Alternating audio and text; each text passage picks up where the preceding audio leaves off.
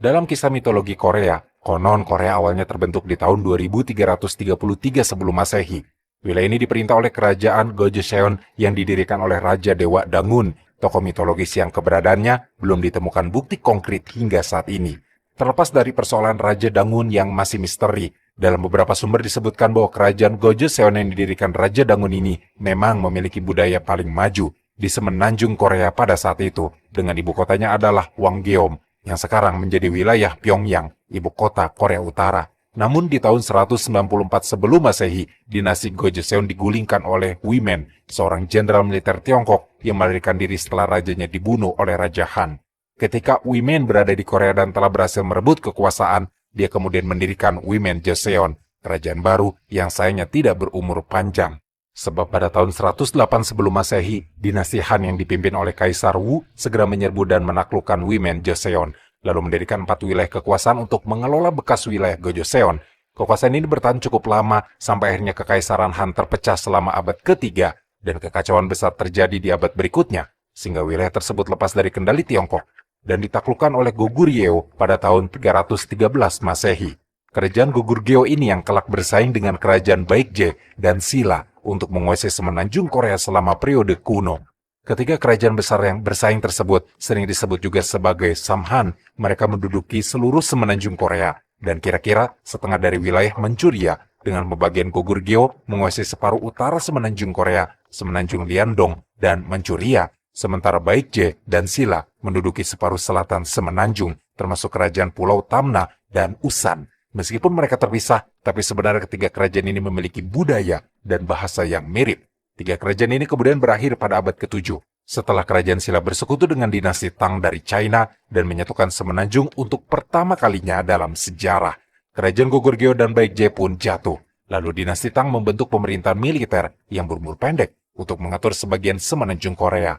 Pemerintahan ini membuat Silla membelot dan akhirnya bergabung dengan loyalis dari kerajaan Goguryeo dan Baekje untuk berperang melawan Tang lalu membentuk persatuan atas semenanjung Korea. Kerajaan Silla pun akhirnya dibagi menjadi 3 kerajaan akhir atau 3 kerajaan Korea, hingga diambil alih oleh negara kebangkitan Goguryeo yang baru, yaitu kerajaan Goryeo.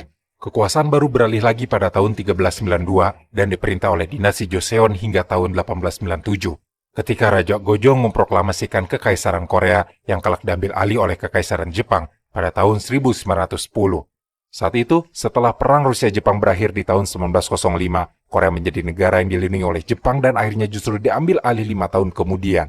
Kaisar Korea Gojong pun disingkirkan dari tahtanya. Dalam beberapa dekade berikutnya, kelompok nasionalis dan radikal muncul untuk memperjuangkan kemerdekaan Korea.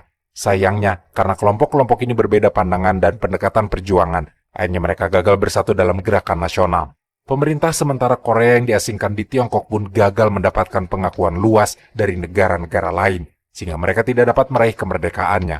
Selama masa-masa ini, sebagian masyarakat Korea yang awalnya berprofesi sebagai petani di pertanian kecil, segera berubah menjadi masyarakat kelas pekerja. Ini karena Jepang mengembangkan tambang, bendungan hidrolistrik, pabrik baja, dan pabrik manufaktur di Korea Utara serta Manchuria pada sekitar tahun 1930-an.